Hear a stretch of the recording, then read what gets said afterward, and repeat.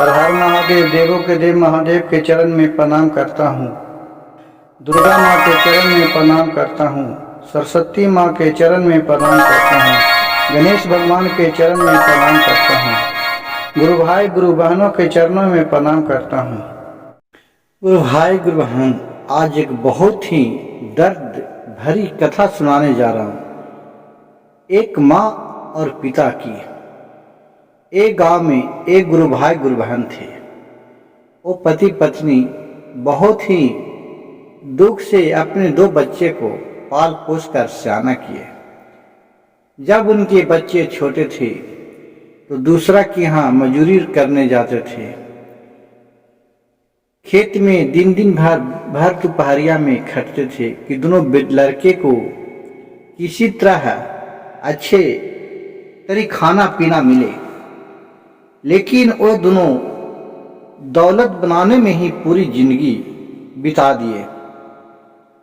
कभी वहाँ इकट्ठा किने, कभी वहाँ इकट्ठा किने, और अपने बाल बच्चे को ज्यादा तक पढ़ा नहीं पाए।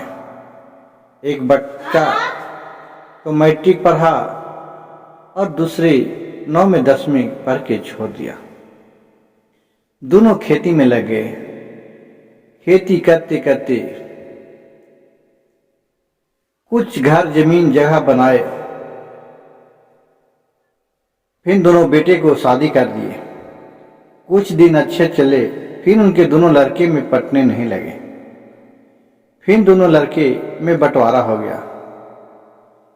कुछ दिन अपने पति और पत्नी दोनों साथ में रहे। जब उम्र थक गया, अब काम काज करने लायक नहीं रहे, तो यही दोनों बेटा है जो माँ बाप को रखने के लिए इनकार करने लगा। वो कहा कि हम नहीं रखेंगे, और दूसरा कहे कि हम रखेंगे। तो पंचायत हुआ गुरु बहन गुरु भाई। पंचायत में दोनों को बंटवारा कर दिया। दोनों माँ बाप को भी, एक तरफ माँ और दूसरे बेटा के पास पिता रहे। देखिए गुरु बहन गुरु भाई, जिस माता पिता ने एक पुत्र के लिए सारी जिंदगी धूप में खट के उसके लिए दौलत बनाया, जो कि एक टुकड़ी खाने के लिए अपने माँ बाप को वो नहीं दिया, नहीं दे पाने के लिए सक्षम था। सोचिए गुरु भाई गुरु बहन की जिस तरह उसको माँ पिता ने पाला होगा, उसी तरह तो उसका भी बेटा बेटी है जिसको पाल रहा है। एक दिन के बाद हुआ कि उसकी माँ की तबीयत दब हो गया। उसका जो छोटा बेटा था ये बहुत ही अहंकारी था। अब वो कहे कि जब तबीयत दब हो गया तो हम तो इसको खाना नहीं खिलाएंगे, दिखाएंगे नहीं, अब इसको मैं खेत बेच के दिखाऊंगा। तो उसको पिता बोला कि हमने तो सारी जीवन धीरे धीरे करके संपत्ति बनाया, तुम क्या करा, तुम उसको दिखा भी नहीं सकता है। तो अपने पिता से ही गाली गलौज लड़ने लगा और अपने दोनों पिता और पुत्र में ही बहुत लड़ने लगा।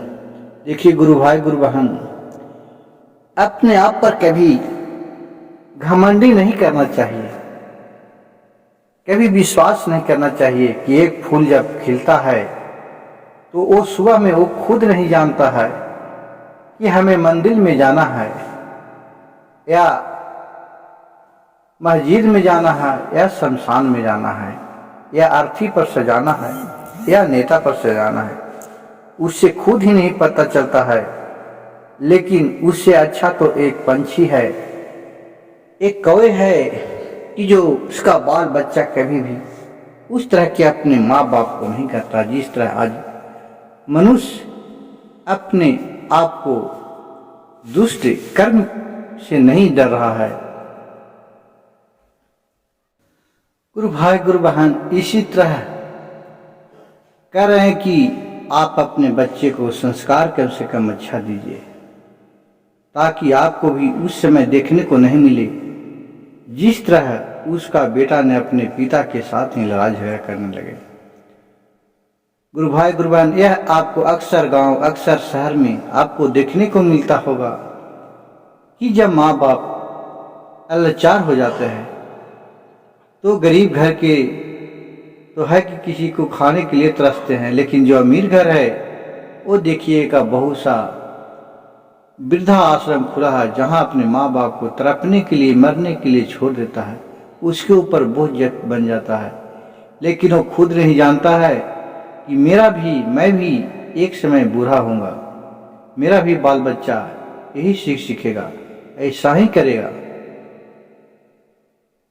गुरु भाई गुरु बहन, मेरी कथा कहानी अच्छा लगे, यह सुझाव अच्छा लगे तो कृपया मेरे कमेंट में जरूर लिखिएगा आपको यह कहानी कैसा लगे, और मेरे चैनल को एक लाइक सब्सक्राइब शेयर जरूर कीजिएगा। कमेंट में हर हर महादेव लिखना नहीं भूलिएगा।